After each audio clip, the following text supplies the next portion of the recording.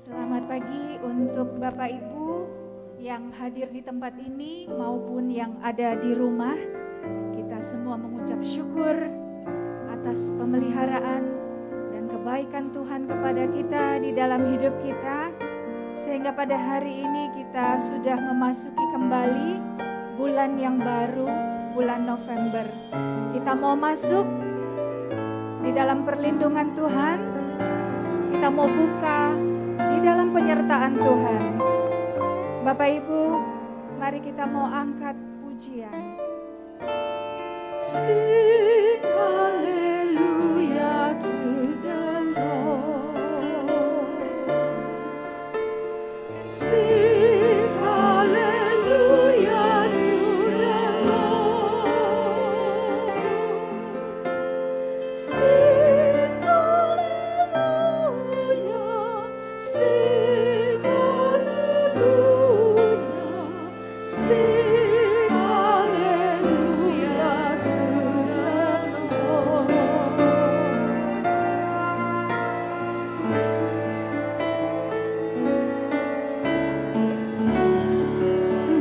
Yesus, kemuliaan-Mu pulihkan hatiku. Yesus, kemuliaan-Mu berkati hidupku. Yesus, kemuliaan-Mu. Yesus, kemuliaan-Mu pulihkan hatiku. Yesus, kemuliaan-Mu berkati hidupku. Segala pujian, syukur bagimu. Kau hadir dalam hidupku. Ku datang sujud di hadapan-Mu, memuji-Mu, menyembah-Mu. Yesus, ku menyembah-Mu. Mari Bapak Ibu, saya undang bangkit berdiri.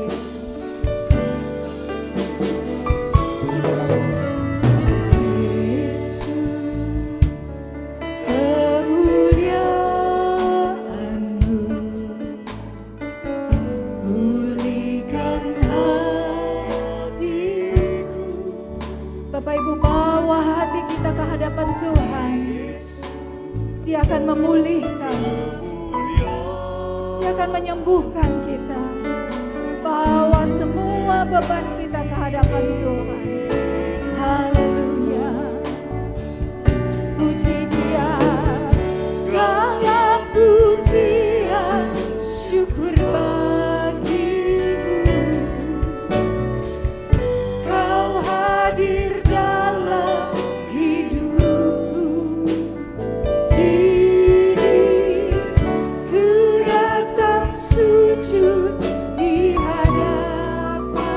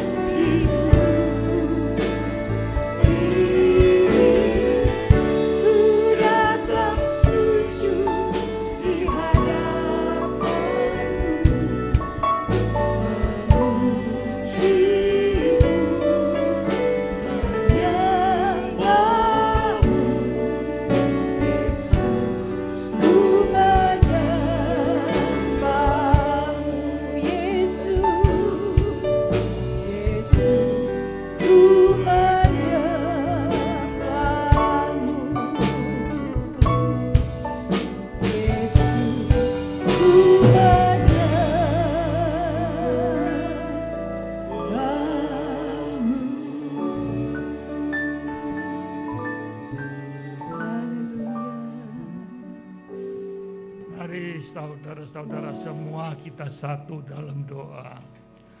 Terima kasih Tuhan Yesus untuk pagi hari ini kami boleh berada di rumah-Mu. Kami ingin memuji, memuliakan nama-Mu serta mendengarkan firman-Mu. Menerima firman-Mu sebagai pegangan buat kami menghadapi masa depan yang baik ya dari Engkau. Terima kasih Tuhan Yesus. Kami juga berdoa untuk Ibu Gembala kami agar Engkau selalu menjaga dan memberikan kesehatan yang prima. Begitu juga dengan Revi dan Helga, Nemo, biarlah Engkau juga selalu berikan kesehatan yang prima buat mereka. Terima kasih Tuhan Yesus. Kami akan memulai ibadah kami di pagi hari ini hanya di dalam nama Tuhan Yesus Kristus. Haleluya. Amin. Amin. Terima kasih kepada Bapak Waluyo. Bapak Ibu silakan duduk kembali.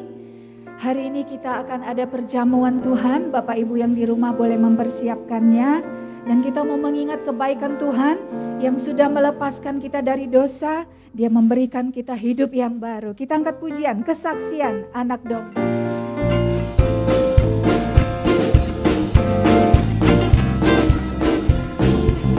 Yesus mengangkat diriku dari lumpur dosa. Diangkatnya,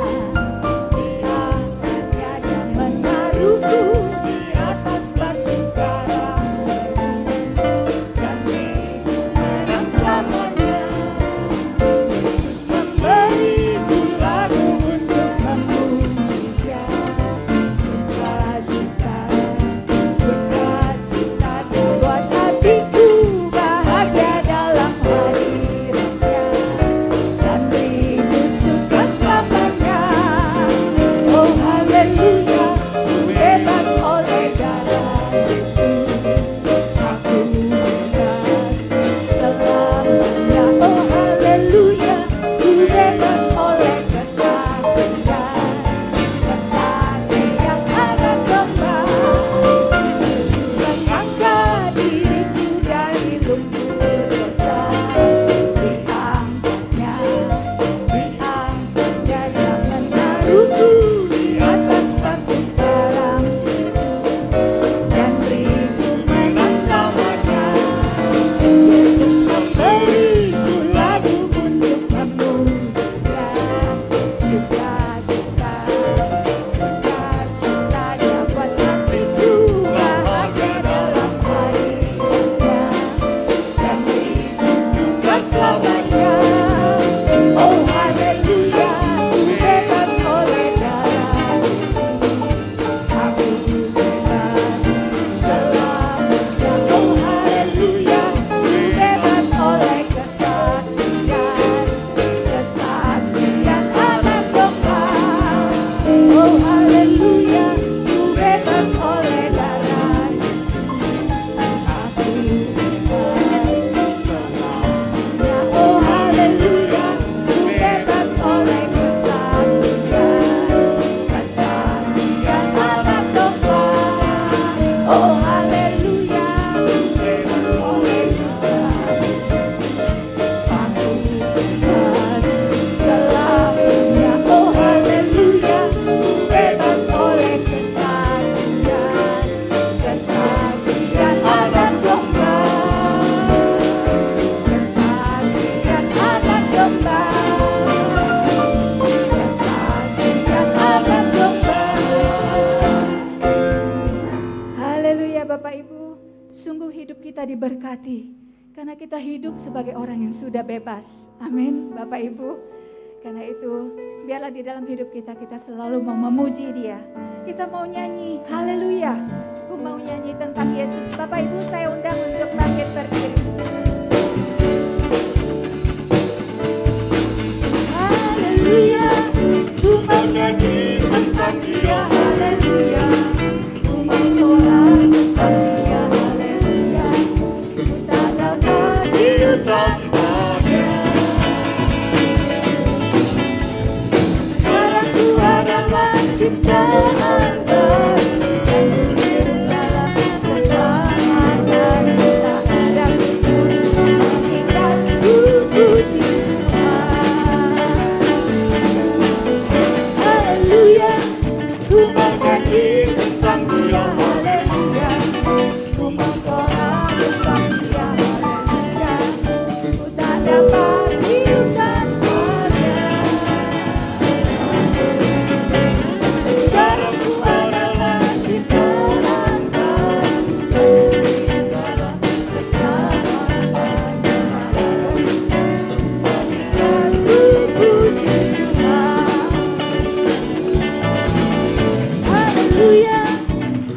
nyanyi tentang Dia, haleluya.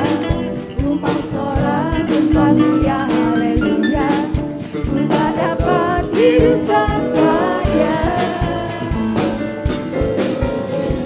Sekarang ku adalah ciptaan baru dan dalam keselamatan tak ada untuk mengikatku, puji Tuhan. Kita nyanyi sekali lagi. Haleluya, ku mau nyanyi tentang Dia, haleluya. Ku mau sorak tentang Dia, haleluya. Ku tak dapat hidup tanpa Dia. Sekarang ku adalah ciptaan baru dalam keselamatan tak ada untuk mengikatku, puji Tuhan. Tak ada untuk mengikatku, puji Tuhan. Tak ada untuk mengikatku, puji Tuhan. Haleluya, silakan duduk Bapak Ibu. Demikianlah Allah Bapa kita yang mengasihi kita sebagai anak-anaknya. Dia mau ubah hidup kita semakin hari menjadi semakin seperti Dia. Inilah hari ini kita mau dengarkan firman Tuhan yang akan mengubah hidup kita dan juga memberikan kekuatan yang baru kepada kita. Kita mau mempersiapkan hati dan pikiran kita untuk menerima firman Tuhan. Kita angkat pujian, Bapakku rindu.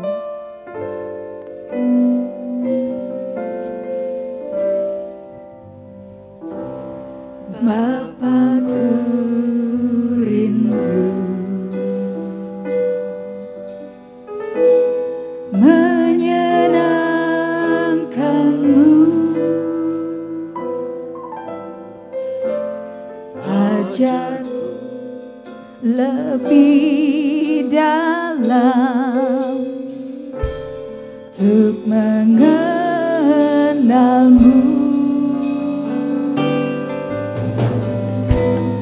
Bapakku pintar, layakkan aku, bawaku untuk menyembahmu di balik tirai yang suci. Bertepuk muka dengan duka, tenggelam di dalam kasih-Mu Bapa. Oh Tuhan, ku rindukan selalu diam dalam bait-Mu.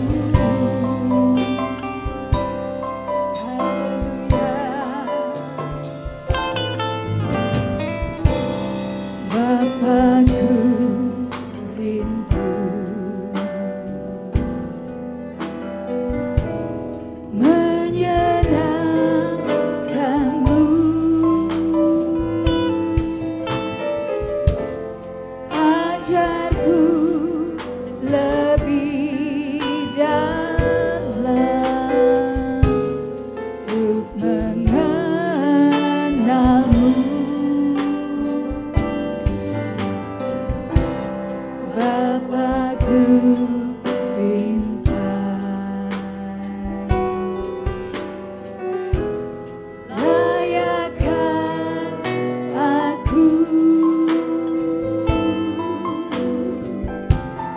bawaku untuk menyembahmu di balik tirai yang suci. Bertepuk muka, mari Bapak Ibu, saya undang bangkit berdiri. Tenggelam di dalam kasih-Mu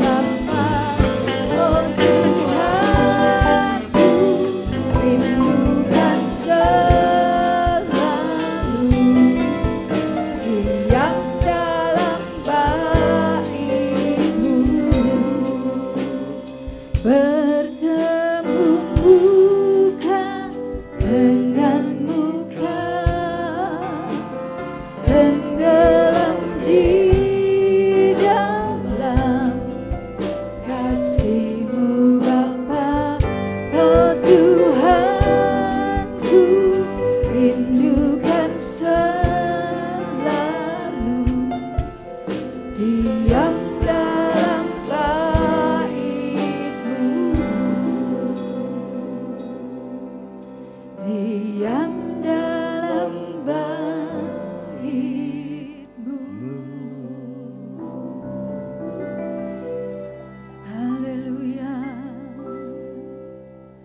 Bapa kami yang ada di surga, demikian indah kalau Tuhan hadir di tempat ini dan kami boleh merasakan lawatan Tuhan bagi kami pribadi, lepas pribadi.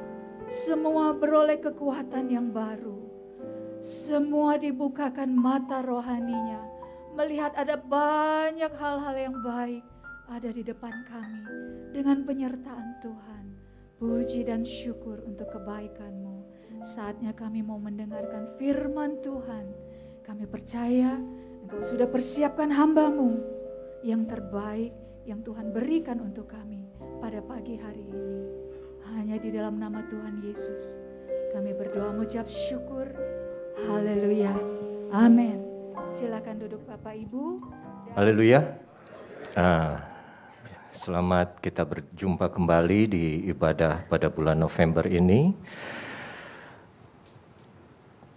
Selalu saya senang ada di hadapan saudara, karena untuk saya orang-orang Jakarta punya cobaan yang jauh lebih besar daripada orang-orang yang ada di kota kecil seperti Cianjur untuk datang ke rumah Tuhan. Jadi kalau masih saya lihat saudara semangat datang ada di gereja, saya senang kemurahan Tuhan masih ada di hidup kita semua. Saya juga tadi senang lihat Om Waluyo.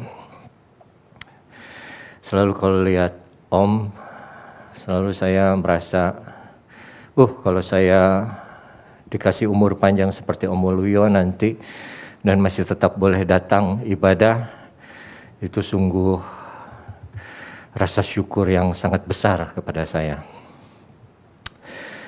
Walaupun dulu waktu di Supra ya Om ya, Om Waluyo ini sempat ajak saya makan nasi goreng pete di Pecenongan.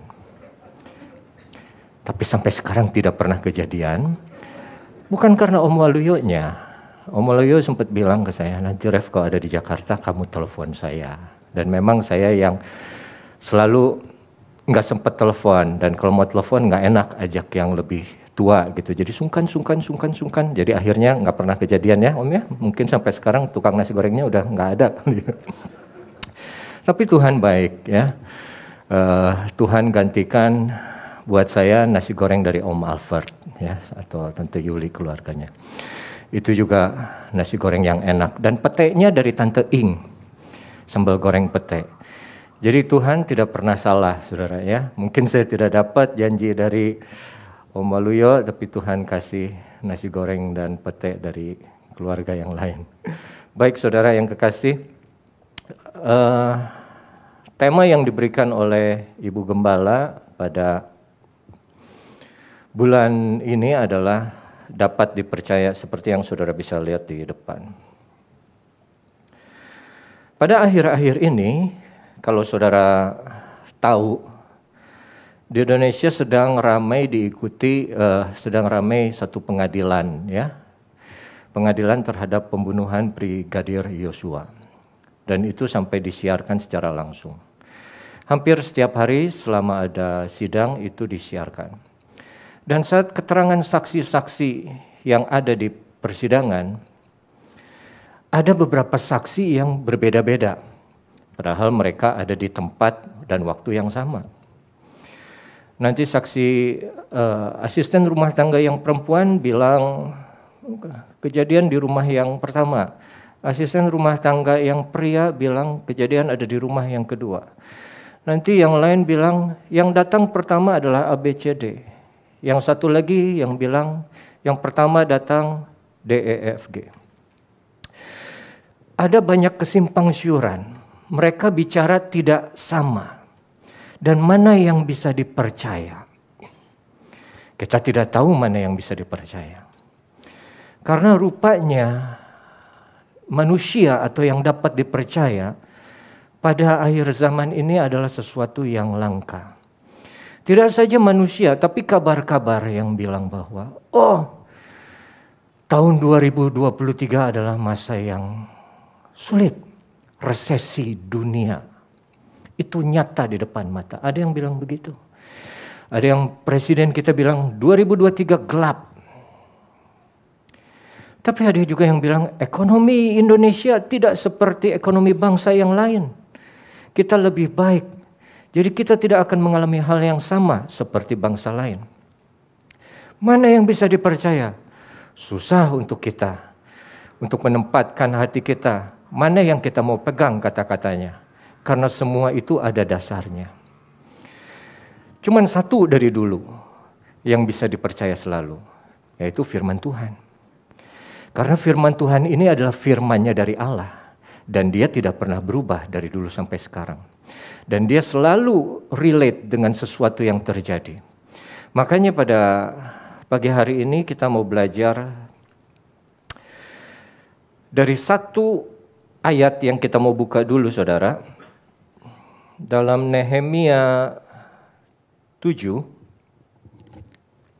ayat yang pertama.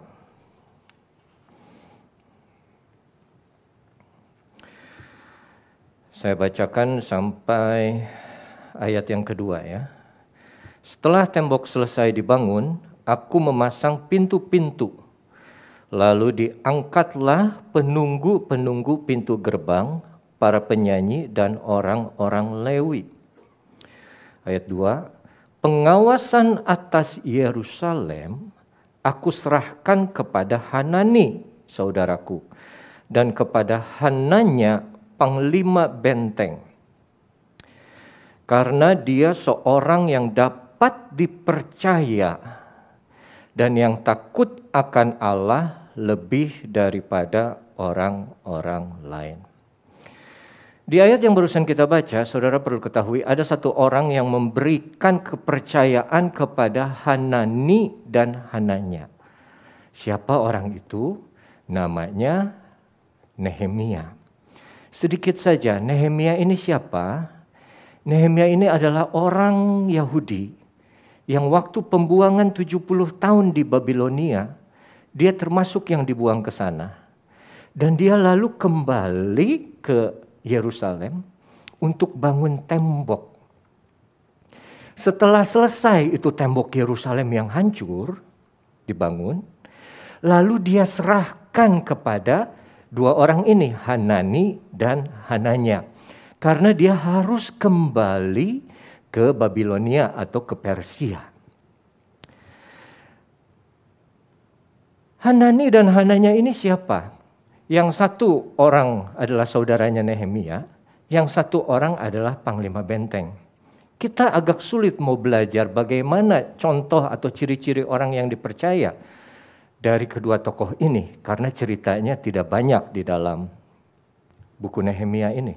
Tapi kita mau lihat siapa Nehemia ini. Nehemia sendiri adalah orang yang dipercaya, saudara.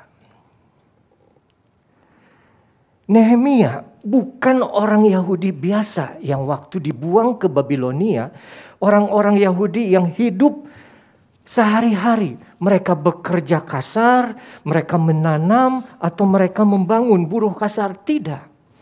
Nehemia ini adalah salah satu orang Yahudi dari sedikit sekali yang mendapat kepercayaan dari raja untuk menjadi juru minumnya raja atau pembawa piala untuk minumnya raja.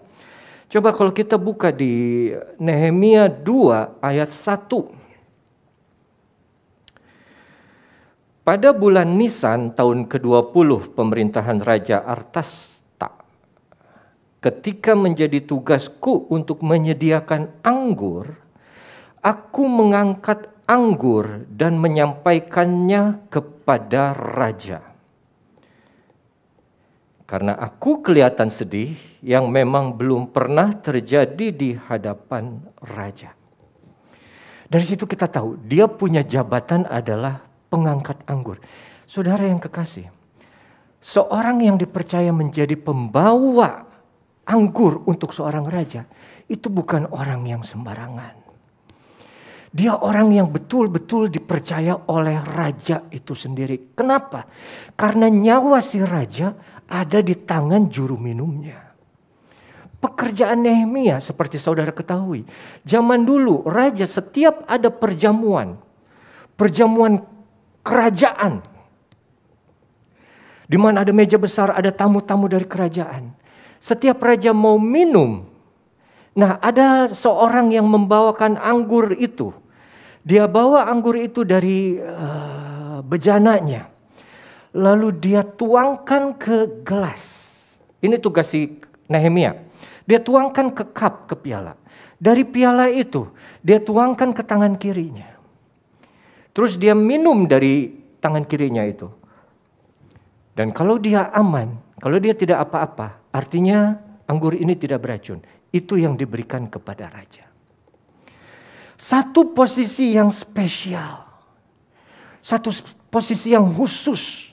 Tidak banyak orang yang mendapat kepercayaan seperti itu. Nah, dia mendapat kepercayaan seperti itu oleh raja. Nyawa raja ada di tangan Nehemia. Pada pagi hari ini saya mau ajak kita melihat ciri-ciri orang yang dapat dipercaya. Di ayat yang pertama tadi kita lihat saudara, tugasku menyediakan anggur dan aku mengangkat anggur menyampaikannya kepada raja. Tapi karena aku kelihatan sedih dan yang memang belum pernah terjadi di hadapan raja. Kalau seorang yang dipercaya, orang yang nomor 2, nomor 3 dekat seorang raja, itu tidak ada lagi yang lebih tinggi daripada itu selain permaisuri atau ratu. Itu satu kebanggaan, sukacita. Dipercaya dekat dengan seorang raja itu membuat dirinya menjadi bangga. Jadi dia tidak pernah sedih. Selalu senang sampai satu hari raja melihat dia sedih. Kenapa dia sedih? Ayat 2 ditanya, bertanyalah kepadaku, raja, mengapa mukamu muram? Walaupun engkau tidak sakit, engkau tentu sedih hati. Lalu aku menjadi sangat takut. Nehemia 1, saudara, tidak perlu kita buka. Itu cerita bahwa saat Nehemia di Babilonia atau di Persia, datang saudaranya yang bernama Hanani. Dan dia bilang, Nem, kasihan ini rakyat kita, saudara-saudara kita yang di Yerusalem. Kenapa? Mereka betul-betul ditindas, mereka betul-betul dianiaya. Karena bait Allah sudah diratakan, tabut Allah sudah hilang, tembok Yerusalem sudah runtuh. Dan saat Nehemia mendengar cerita seperti itu, yang dia lakukan adalah langsung dia menangis. Dia berdoa, dia puasa, dia berkabung selama berhari-hari. Karena dia mendengar bahwa saudara-saudaranya itu mengalami kesulitan, kesengsaraan yang sangat besar. Saya melihat karakter seorang yang dipercaya. Walaupun hidupnya udah senang, walaupun hidupnya dapat jabatan yang tinggi, hidupnya sudah enak, tapi itu tidak membuat hatinya hilang kepekaan terhadap kesulitan dari saudara-saudaranya. Saat dia mendengar bahwa orang-orang Yahudi yang tidak terbawa ke Babilonia, yang masih ada di tempatnya di Yerusalemnya, dia ikut sedih, dia merasa sedih. Dia tidak egois. Dia tidak lupa kepada akar rumputnya. Dia tidak seperti kacang lupa kulit. Dia punya 1001 alasan untuk tidak peduli kepada saudara-saudaranya. Dia sudah senang, dia sudah dekat kepada raja. Hidupnya terjamin. Tapi begitu lihat dia dengar ada kesulitan dari saudaranya, dia susah hati. Dia sedih, dia berkabung. Dan dia duduk di tanah. Kalau zaman dulu orang berkabung itu duduk di tanah. Di atas abu. Dan pakai pakaian yang berbeda. Dan dia puasa berhari-hari. Kurang lebih dia berdoa dan berpuasa dan berkabung itu 40 hari. Sampai akhirnya dia punya kesempatan untuk bicara dengan raja di Fatsal yang kedua. Orang yang dipercaya, karakter yang pertama adalah hatinya memiliki belas kasihan. Dia tidak menjadi seorang yang sombong. Dia tidak menjadi orang yang berbangga terhadap pencapaiannya. Tapi dia tetap ingat kepada saudara-saudaranya. Bahwa ternyata saudara-saudaranya masih susah. Dan saat dia ingat dan dia maju kepada raja. Di situ dia tanya oleh raja tadi di ayat yang kedua. Mengapa mukamu muram? Apakah engkau sakit? Apakah engkau sedih? Pasti sedih. Dan dia menjadi sangat takut. Ayat 3 saudara. Jawabku kepada raja. Hiduplah raja untuk selamanya. Bagaimana mukaku tidak akan muram kalau kota tempat pekuburan nenek moyangku telah menjadi reruntuhan dan pintu gerbangnya habis dimakan api. Lalu kata raja kepadaku, jadi apa yang kau inginkan? Maka aku berdoa kepada Allah semesta langit. Saat ada kesempatan, raja tanya kepada dia. Dia tidak langsung menjawab sesuai dengan apa yang dia mau. Tapi dia jawab dengan cara dia berdoa dulu kepada Tuhan.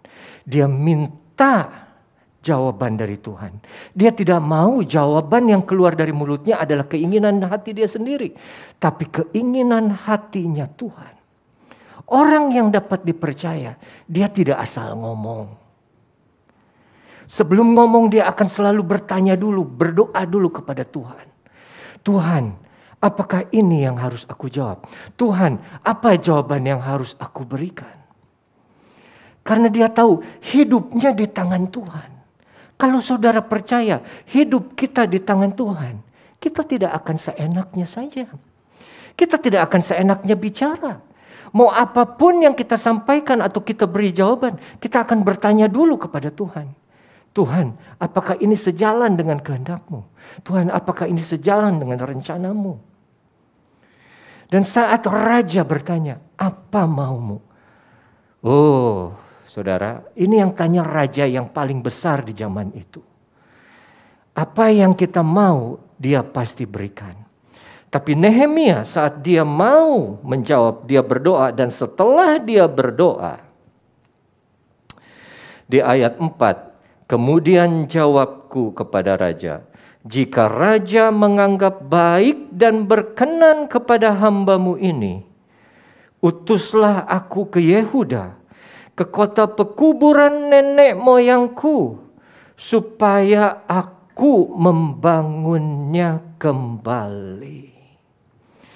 Ada satu keinginan dia pulang. Kenapa?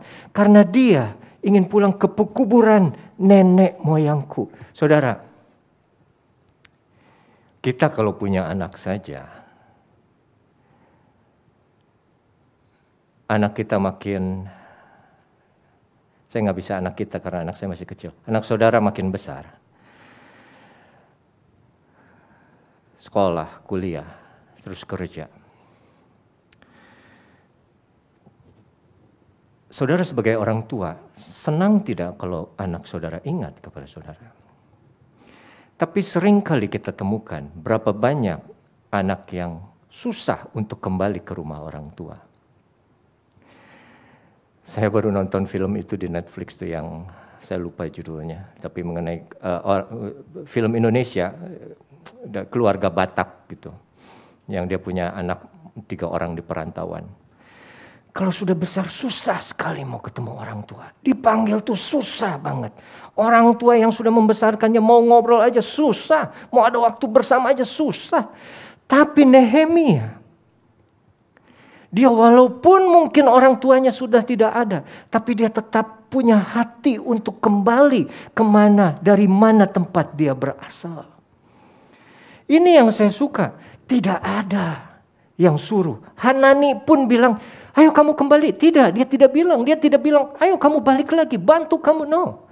Tapi itu keluar dari hati dia sendiri. Hati seorang Nehemia yang ingin kembali ke Yerusalem. Untuk melihat bagaimana keadaan Yerusalem saat itu. Semua sudah rusak. Supaya aku membangunnya kembali. Dia yang sudah enak tinggal di istana raja. Kerajaan terbesar saat itu. Mau keluar, turun, meninggalkan kerajaannya. Dan turun ke Yerusalem yang hancur. Kalau saudara lihat ke depan, kalau saya gambarkan ada peta di depan saudara. Itu kerajaan Persia di sebelah kanan atas saudara. Dan Israel Yerusalem di sebelah kiri bawah saudara. Ada perjalanan turun dari Persia ke Yerusalem. Turun dari tempat yang enak kepada tempat yang tidak enak. Turun dari tempat yang mulia ke tempat yang penuh dengan kejahatan. Tapi dia rela, dia mau tempuh itu perjalanan untuk sampai kembali ke tempat yang tidak enak.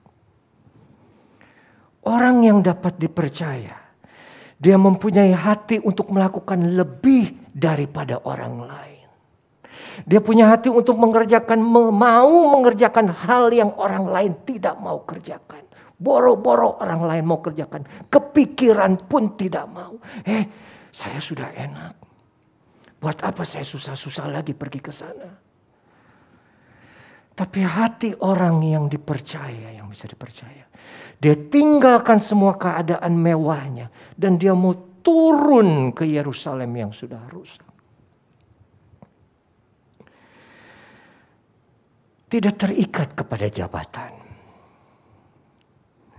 Di film itu yang saya baru nonton itu. Ayo nak pulang ketemu bapak sama emak. Emak sudah kangen. Saking susahnya mereka mau ketemu anaknya. Mereka bikin kong kali kong. Mau cerai katanya. Harus ada kesusahan dulu. Baru mau balik tuh anak-anak. Tapi begitu balik pun anak-anak itu mereka balik karena dipaksa. Seorang yang dapat dipercaya. Mereka kembali dengan inisiatif sendiri. Dengan hati yang ingin melakukan lebih daripada yang orang lain kerjakan. Itu siapa? Itu Nehemia. Nehemia tidak disebut nabi, saudara. Nehemia adalah seorang pembawa cawan yang akhirnya dipilih Tuhan untuk membangun tembok. Nah lalu dia kembali, saudara. Singkat cerita, dia dikasih izin oleh raja di ayat ke-5 kita sudah baca, ayat ke-6. Lalu bertanyalah raja kepadaku, sedang permaisuri duduk di sampingnya. Berapa lama engkau dalam perjalanan dan kapan engkau kembali? Dan raja berkenan mengutus aku, menyetujui. Sesudah aku menyebutkan 1 jangka waktu kepadanya. Ya, sampai di sini saudara masih bersama dengan saya kan? Nehemia punya belas kasihan, punya kemurahan hati. Posisi dia tidak membuat dia lupa terhadap rekan saudara-saudaranya yang susah. Setelah itu dia rela meninggalkan istana yang mewah untuk balik ke satu kota yang sudah hancur. Dikasih izin sama raja dan dia balik. Begitu balik saudara. Tidak perlu kita baca, tapi begitu dia pulang. Di Fatsal yang Nehemia ketiga, Nehemia Fatsal 3, dia mulai membangun tembok. Pekerjaan itu dimulai setelah dia melihat semua mana yang rusak, mana yang perlu diperbaiki. Pekerjaan itu dimulai. Tapi saat pekerjaan dimulai, ada masalah. Mari kita buka di Nehemia 4 ayat 1. Ketika Sanballat mendengar bahwa kami, Nehemia dengan orang Yahudi, sedang membangun kembali tembok, bangkitlah amarahnya dan ia sangat hati. Ia mengolok-ngolokkan orang Yahudi. Saat kita mulai bekerja, khususnya bekerja untuk Tuhan, pelayanan untuk Tuhan, ada kaum muda, pengurus kaum muda bilang, kok saya bingung. Kenapa? Tuhan sudah percayakan saya pelayanan ini. Tuhan sudah percayakan saya menjadi koordinator. Tapi kok kenapa jadi banyak masalah? Kenapa timbul masalah dari orang-orang? Terus saya bilang, Dek, kalau kamu kerja untuk Tuhan, bukan berarti tidak akan ada masalah. Justru akan banyak masalah. Kenapa? Karena kamu melakukan sesuatu yang benar di tengah-tengah dunia yang semakin jahat. Dunia tidak pernah suka, tidak pernah tenang melihat orang benar. Dan saat orang benar melakukan sesuatu, dunia tidak akan tinggal diam. Saat kita bersungguh-sungguh ikut Tuhan, saat kita terjun langsung ke dalam pelayanan, ada aja orang yang julid itu sama kita. Ada orang yang mengejek, ada orang yang mengolok-olok. Ayat 2, dan berkata Sanballat itu di hadapan saudara-saudaranya tentara Samaria, apa gerangan yang dilakukan orang Yahudi yang lemah ini? Apakah mereka memperkokoh sesuatu? Apakah mereka hendak membawa persembahan? Apakah mereka akan selesai dalam sehari? Banyak pertanyaan, memang sanggup, masih kuat, memang mampu, memang akan selesai. Apakah mereka akan menghidupkan kembali batu-batu dari timbunan puing yang sudah terbakar habis seperti itu? Lalu berkata ayat 3, Tobia orang Amon, orang yang lain yang ada di dekatnya, sekalipun mereka membangun kembali, kalau seekor anjing hutan meloncat dan menyentuhnya, robohlah tembok batu mereka. Oh, saudara lihat. Nehemia mengerjakan pekerjaan apa? Pekerjaan Tuhan.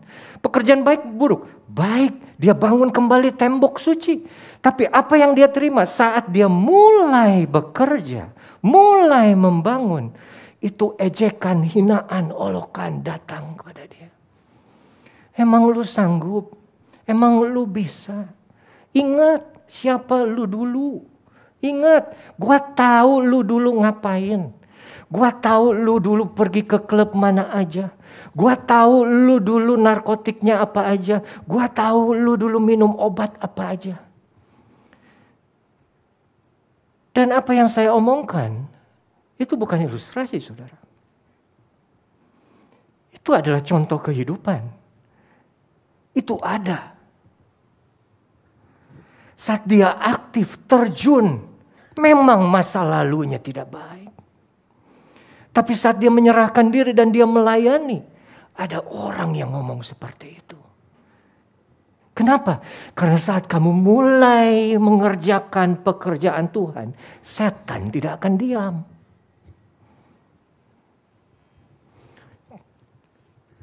Dan siapa yang berkata kepada orang itu, memang kamu bisa, ingat siapa kamu. Saya tahu apa yang kamu kerjakan dulu. Bukan orang jauh. Bukan tetangga, tapi adiknya sendiri, musuh dalam selimut. Oh, ejekan olokan itu akan datang dari mana saja, dari siapa saja. Dan itu yang akan terjadi pada setiap orang yang bekerja untuk Tuhan. Jangan saudara anggap kalau jadi hamba Tuhan terus fine-fine aja. Oh, itu makin hebat, saudara. Dan setelah dibilang begitu, kalau seekor anjing hutan meloncat dan menyentuhnya, robohlah tembok batu mereka. Kurang gimana julid? Kurang gimana sentimen?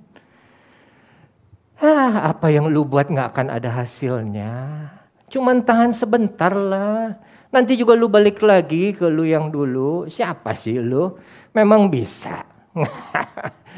Omong kosong. Ada yang kayak gitu. Kalau Tuhan, Dia melihat kita dari saat kita dipanggil dan ke depannya seperti apa. Makanya waktu Yesus panggil murid-muridnya di awal. Sini, ikutlah aku. Engkau akan kujadikan penjala manusia. Dia visi ke depan. Kalau iblis kerjaannya selalu mengingatkan apa yang di belakang. Jadi kalau ada di antara saudara yang sering dengar, siapa sih lu? Dulu lu tuh kayak gimana, gua tahu dosa lu apa segala macam. Itu bukan suara Tuhan.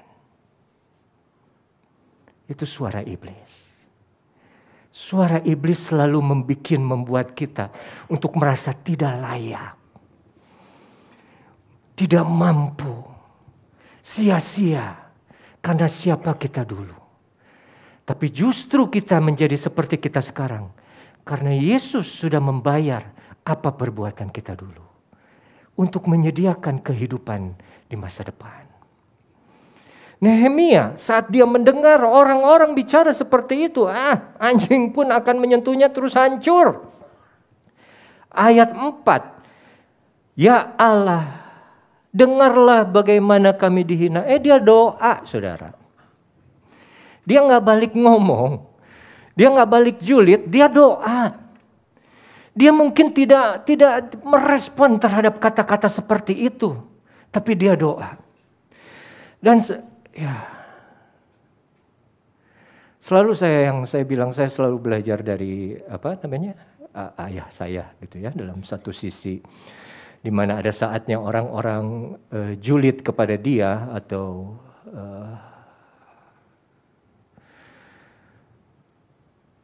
sentimen, mengatakan kata-kata yang tidak baik, dia tidak pernah balas dengan kata-kata tidak baik, tidak menjadi samanya. Tapi seperti Nehemia, dia berdoa. Dan Nehemia bilang, balikanlah cercaan mereka menimpa kepala mereka sendiri. Dan kerahkanlah mereka menjadi jarahan di tanah tempat tawanan. Ayat 5 perhatikan, saudara. Jangan kau tutupi kesalahan mereka dan dosa mereka. Jangan kau hapus dari hadapanmu. Karena mereka menyakitimu dengan sikap mereka terhadap orang yang sedang membangun. Nehemia bilang, karena mereka jahat, sikap tidak baik kepada orang yang sedang membangun, yang mereka sakiti bukan orang yang sedang membangun saja, tapi mereka menyakiti Tuhan. Itu yang saya suka. Karena kalau saat kita bekerja untuk Tuhan, melayani pekerjaan Tuhan, dan ada orang yang tidak senang dan mereka cemooh kita, mereka coba bicara apapun terhadap kita, mereka coba menjatuhkan kita. Mereka tidak menghadapi kita saja, tapi mereka menghadapi Tuhan kita. Mereka menghadapi si pemberi pekerjaan. Oh saudara, kalau saudara sudah memberi pekerjaan kepada salah satu pegawai saudara, dan saudara lihat pegawai saudara tidak bisa atau belum menyelesaikan pekerjaannya, dan saudara tanya, kenapa kamu belum menyelesaikan tugas itu? Saya tidak bisa, Pak, karena saya mendapat kesulitan. Orang itu tidak mau memberikan apa yang saya butuhkan, atau orang itu mengganggu. Saudara akan bilang, saya akan turun tangan, saya akan hadapi orang itu, saya akan telepon dia. Kenapa? Karena ini bukan pekerjaanmu, ini pekerjaanku. Saat saya bekerja untuk melayani Tuhan, itu bukan keinginan saya. Itu pekerjaan Tuhan yang Tuhan percayakan kepada saya. Saat ada orang yang menghina kepada saya atau kepada saudara, saat kita bekerja untuk Tuhan, mereka menyakiti hati Tuhan. Dan saat mereka menyakiti hati Tuhan, saya senang saya tidak sendirian. Ada Tuhan yang akan bela saya. Ada Tuhan yang akan bela saudara. Saat saudara datang di sini, apakah saudara pikir Tuhan tidak disenangkan? Tuhan senang. Tapi saat ada orang yang julid, yang tetap menghina, mencoba buat apa sih datang terus tiap minggu. Yang penting sih kita berbuat baik aja, jangan berbuat kejahatan. Itu mereka langsung mengatakannya kepada Tuhan. Kepada si pemberi kerjaan, kepada si pemilik pekerjaan itu. Saat Nehemia dan orang-orang Yahudi mendapat cercaan, mereka tidak balas mencerca, mereka berdoa. Dan tidak saja mereka berdoa, ayat ke-6 coba. Tetapi kami berhenti membangun tembok. Oh tidak ya. Tetapi kami beristirahat membangun tembok. Oh tidak. Tetapi kami istirahat dulu membangun tembok. Tidak.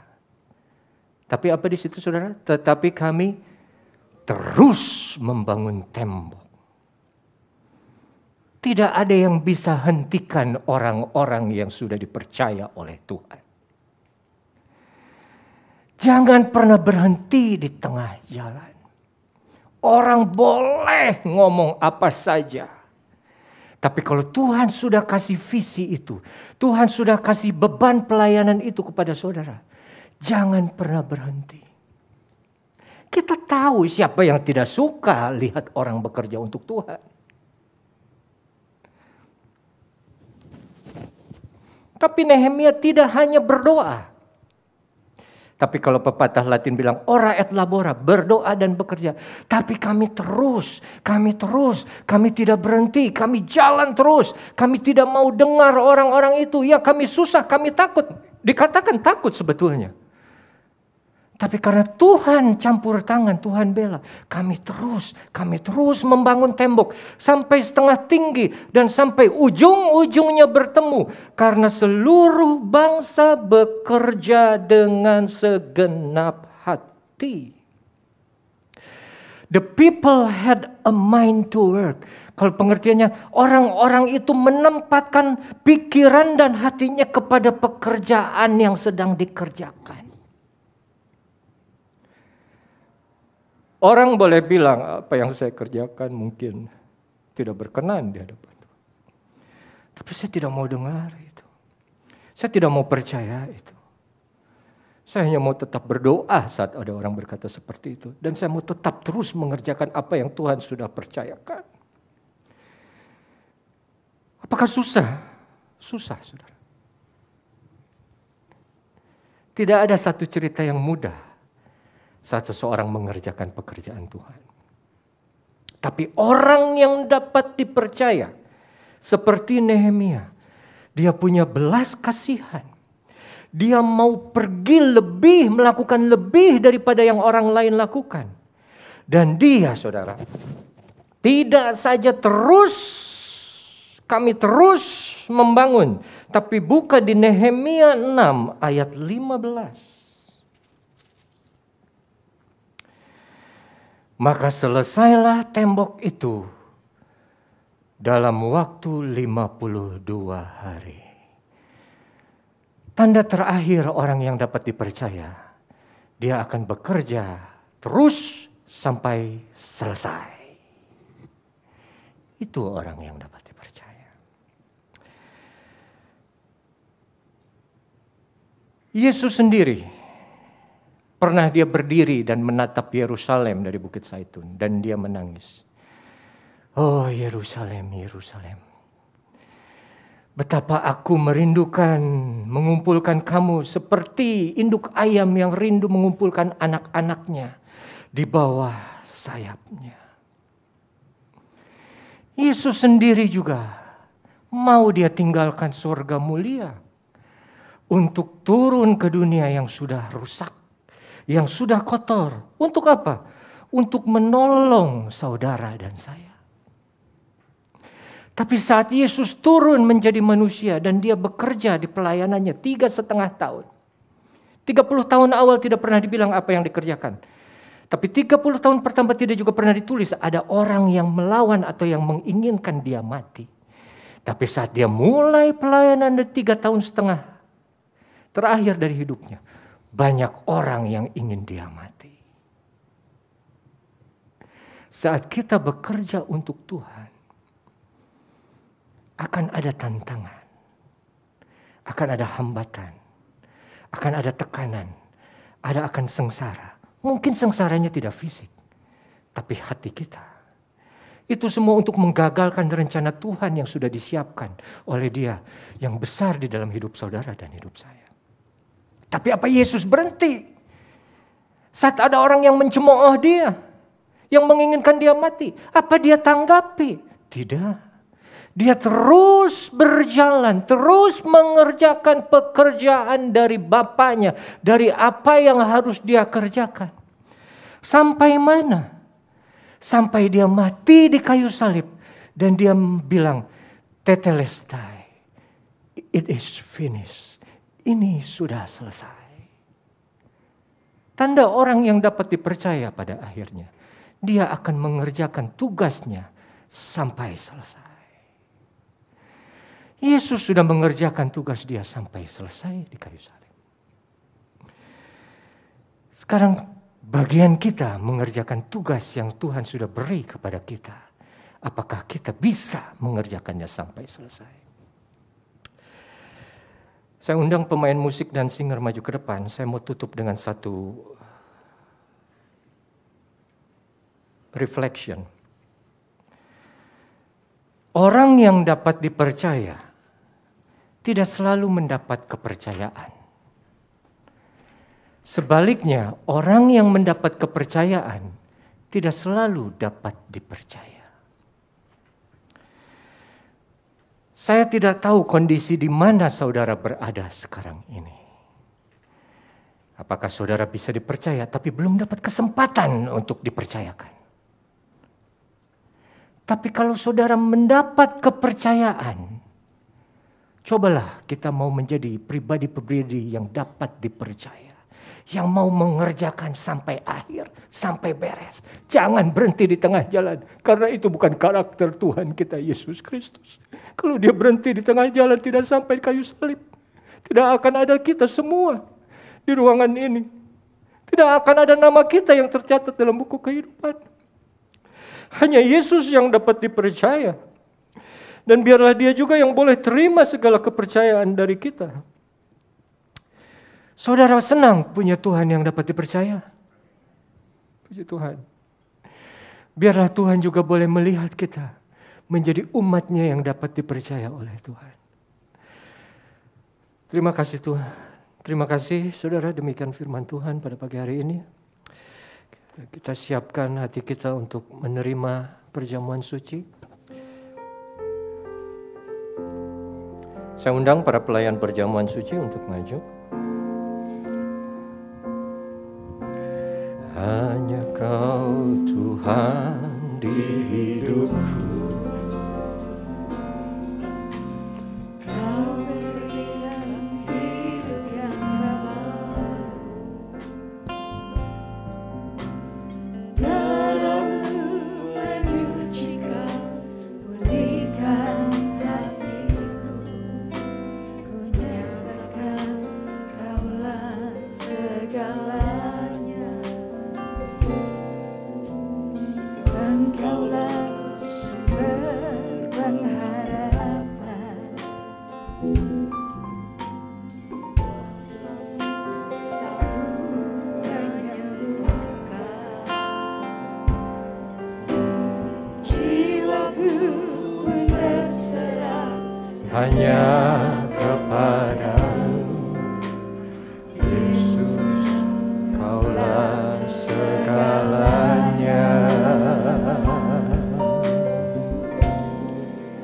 Karena salib-Mu ku hidup, karena salib-Mu ku menang. Engkau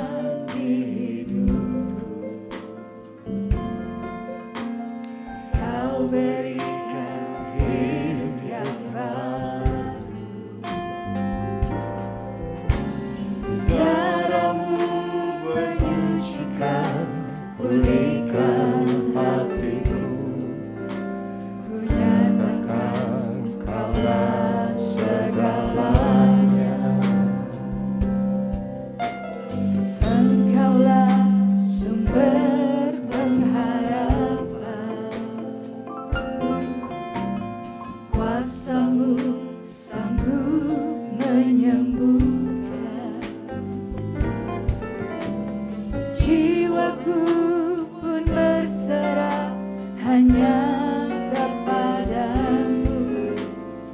Yesus, Kaulah segalanya. Karena salib-Mu. Bapak Ibu, kami undang untuk bangkit berdiri. Tas. Karena salib-Mu ku menang. Engkau yang berkuasa sanggup untuk melakukan mujizat-Mu. Karena salib-Mu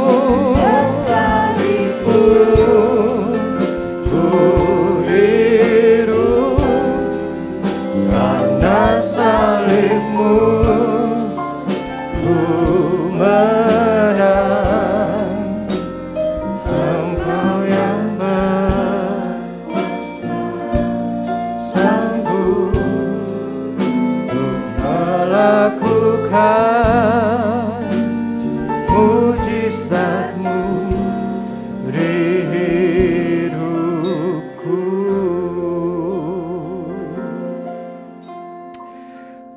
Betul Tuhan, kami percaya karena salib-Mu kami hidup dan kami menang. Dan hanya mujizat-Mu saja yang boleh terjadi dalam hidup kami. Dan kami percaya mujizat terbesar yang ada di dalam hidup kami, yaitu kami beroleh hati iman yang mau percaya kepada Engkau sebagai Juru Selamat.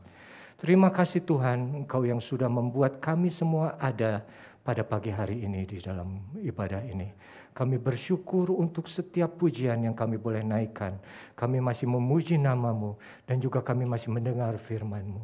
Tuhan, sebentar kami akan menerima tubuh dan darah-Mu sebagai lambang pengampunan dosa yang sudah Kau berikan kepada kami.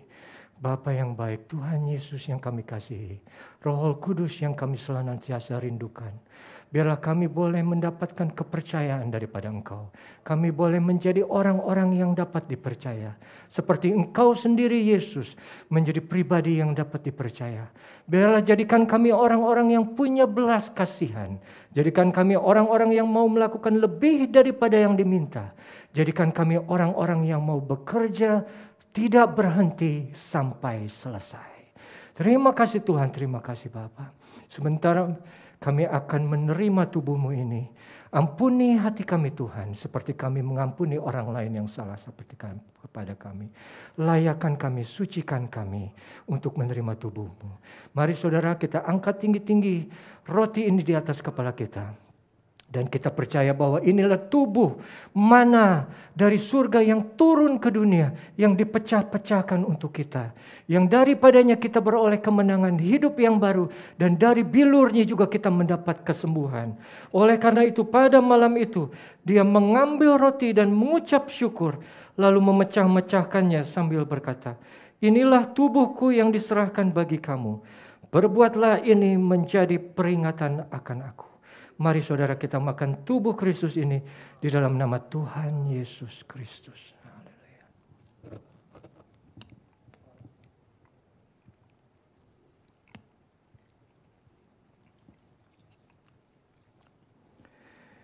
Mari kita angkat anggur ini perlahan-lahan di atas kepala kita. Pertanda kita menghargai apa yang Tuhan sudah lakukan di kayu salib. Kita ditebus bukan dengan darah anak domba yang biasa, tapi darah anak domba Allah yang tidak bercacat, tidak bercela, yang mahal, bukan emas dan perak, yang sudah tebus ganti dosa kita semua. Kita percaya bahwa hanya darah Yesus yang mampu menyucikan, membersihkan semua dosa kita. Dan itu sudah Dia lakukan sampai selesai di kayu salib. Oleh karena itu, setelah dia makan, lalu ia mengambil cawan dan berkata, "Cawan ini adalah perjanjian baru yang dimeteraikan oleh darahku. Perbuatlah ini setiap kali kamu meminumnya menjadi peringatan akan aku." Mari saudara kita minum anggur ini di dalam nama Tuhan Yesus Kristus.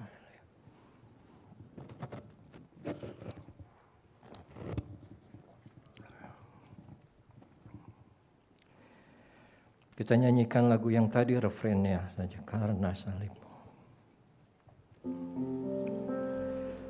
Karena salibmu ku hidup, karena salibmu ku menang.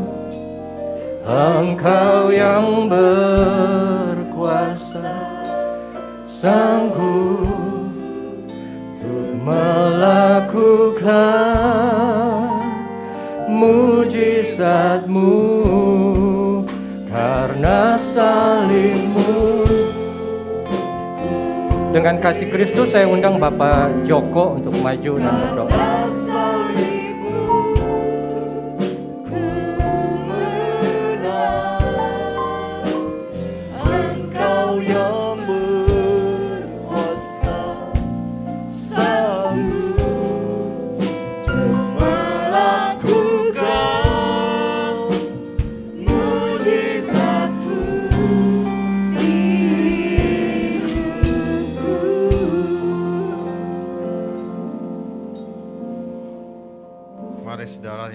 Di dalam nama Yesus kita boleh berdoa bersama-sama. Terima kasih Tuhan, kalau pada saat ini kami sudah menerima firman-Mu yang begitu dahsyat Tuhan, yang memberikan perspektif baru bagi kami Tuhan, untuk kami boleh menjadi orang-orang yang dipercaya. Karena kami tahu Tuhan, kami mau menjadi orang-orang yang Engkau percaya, sehingga pada akhirnya nanti kami boleh bekerja dengan sungguh-sungguh, dengan kesungguhan hati kami Bapa.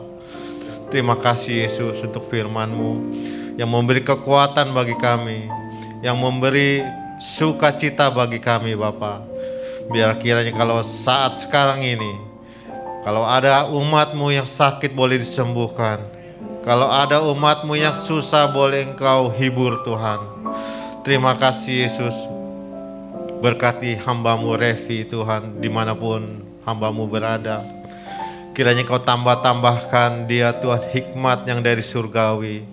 Kau memberkati pelayanannya, Kau memberkati rumah tangganya. Biar kiranya Tuhan, hamba-Mu ini boleh dipakai lebih lagi Tuhan di masa-masa yang akan datang. Terima kasih Yesus. Kalau sebentar boleh kami kembali ke tempat kami masing-masing, Kamu pimpin kami, Kamu berkati kami semuanya Tuhan. Kami boleh mengucap syukur, kami boleh serahkan doa sembahyang kami hanya dalam satu nama, Tuhan kami Yesus Kristus. Haleluya, amin. Terima kasih kepada Pak Joko, dan terima kasih pula kepada hambanya atas nama seluruh jemaat AMS, di mana Bapak Pendeta Revi sudah menjadi satu pribadi yang dapat dipercaya mengemban tugas pelayanan bagi kita semua, dan kita percaya akan terus Tuhan teguhkan di dalam pelayanannya. Tuhan memberkati. Dan Bapak Ibu sekalian, kita mau dengarkan pengumuman yang akan disampaikan oleh Steven. Pengumuman untuk seminggu ke depan. Tanggal 13 November hari Minggu kita diibadah di tempat ini, diawali dengan doa Biston jam 8 pagi dan disertai dengan ibadah jam 8.25. Bagi Bapak Ibu yang berhalangan hadir, bisa mengikuti melalui Zoom atau live streaming ibadah jam 8.25 melalui passcode dan ID, bisa menghubungi Ibu Fungling maupun Ibu Lingling. Kami juga mengajak Bapak Ibu untuk mengikuti ibadah Biston PDMS jam 7:30 malam sampai jam 8:30 malam setiap hari Selasa melalui Zoom. Untuk informasi mengenai link, Bapak Ibu bisa menghubungi Ibu Fungling maupun Ibu Lingling. Kami juga mengajak adik-adik sekolah minggu untuk mengikuti ibadah PDMS sekolah minggu jam 8.25 di tempat ini setiap hari Minggu. Untuk informasi sekolah minggu, Bapak Ibu bisa menghubungi Ibu Heni maupun Ibu Sandy. Kami juga mengajak ibadah online usia tunas kelas 5 sampai kelas 9 hari Jumat jam 7 malam via Zoom. Bagi Bapak Ibu yang memiliki cucu, anak yang masih kecil, berusia kelas 5 sampai kelas 9 bisa mengikuti ibadah ini. Informasi usia tunas, Bapak Ibu bisa menghubungi Ibu Mary maupun Ibu Sandy. Kami juga mengundang remaja dan dewasa muda PDMS untuk mengikuti ibadah setiap hari Sabtu jam 7:30 malam bersama Pendeta Nemo Bahari via Zoom. Untuk informasi mengenai link, Bapak Ibu bisa menghubungi Ibu Fungling maupun Ibu Lingling. Untuk tema bulan November, seperti yang tadi sudah dibawakan oleh Pendeta Revia Ondatu, dapat dipercaya, mari kita doakan.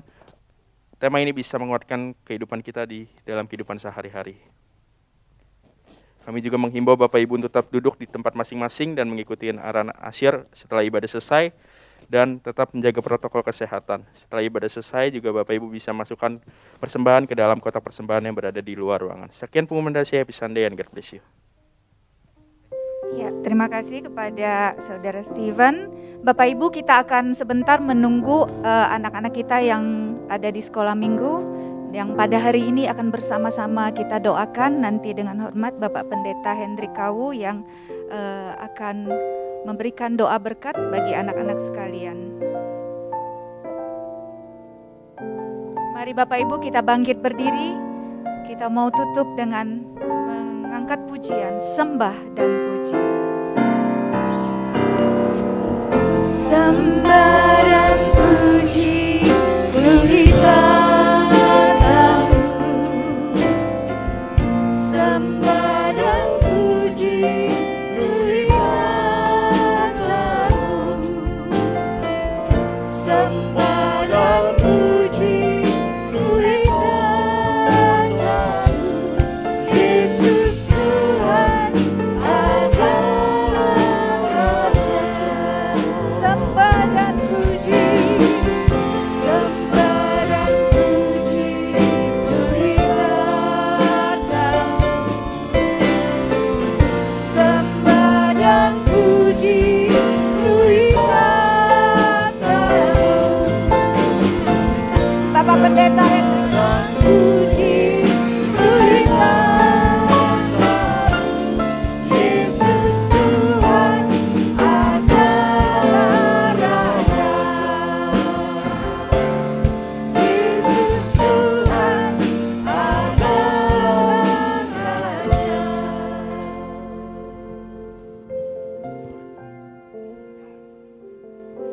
Para diagen sudah semua. Mari Bapak Ibu sekalian, kita angkat tangan kita ke depan. Mendukung putra putri kita di dalam doa. Firman-Mu yang menguatkan kami Tuhan. Bahkan juga menegur kami. Di setiap kegagalan-kegagalan hidup kami, dalam menjalani hidup ini, terutama di dalam kami melayani, banyak hal yang kami tidak lakukan. Dan kepercayaan Tuhan pun kadang-kadang tidak kami pertanggungjawabkan. Tapi pada pagi hari ini, kami ditegur, kami dinasihati oleh firman, bukti kasih sayang Tuhan dalam hidup kami. Tuhan masih bisa menolong kami, menasihati kami, menegur kami, supaya kami dapat memperbaiki diri kami Tuhan. Terima kasih Tuhan Yesus. Terpuji nama-Mu ya Tuhan. Di depan kami, putra putri kami berdiri, di hadapan jemaat, di hadapan kami sekalian dan terutama di hadapan Bapa di surga. Bapa, sebagai orang tua, kami terbatas untuk mengontrol, memonitor anak-anak kami Tuhan. Tetapi kami bersyukur Roh Kudus yang tidak terbatas selalu memperhatikan, selalu mengontrol hidup mereka. Sehingga dalam perjalanan pertumbuhan anak-anak kami semua Tuhan, semua ada di dalam ayoman daripada Roh Kudus yang akan membimbing, mengarahkan, mengajar mereka untuk bertumbuh dewasa di dalam Tuhan.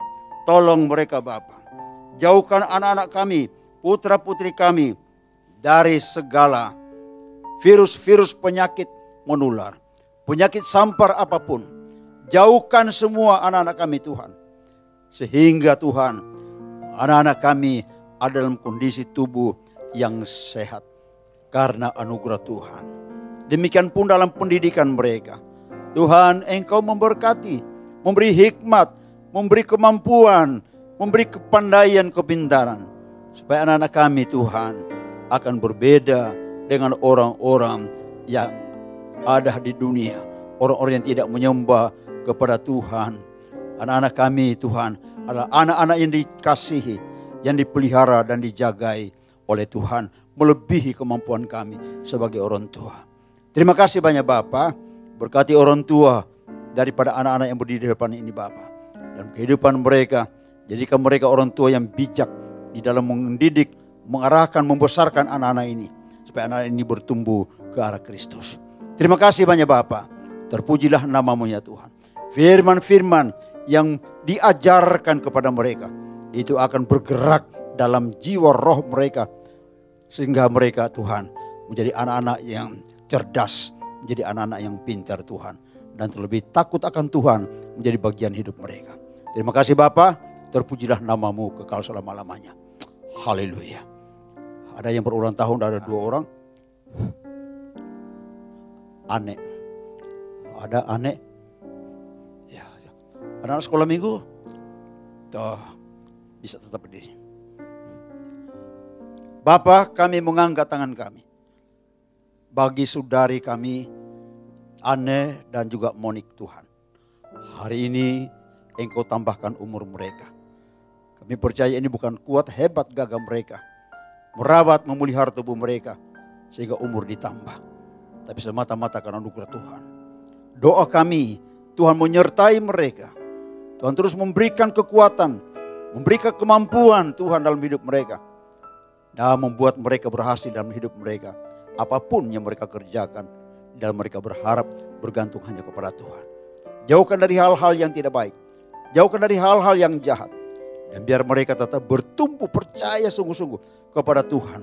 Bahwa hanya Yesuslah satu-satunya juru selamat dalam hidup mereka. Terima kasih banyak Bapa. Terpujilah nama-Mu ya Tuhan. Akhirnya jemaat Tuhan, mari kita mengangkat tangan kita terima berkat Tuhan.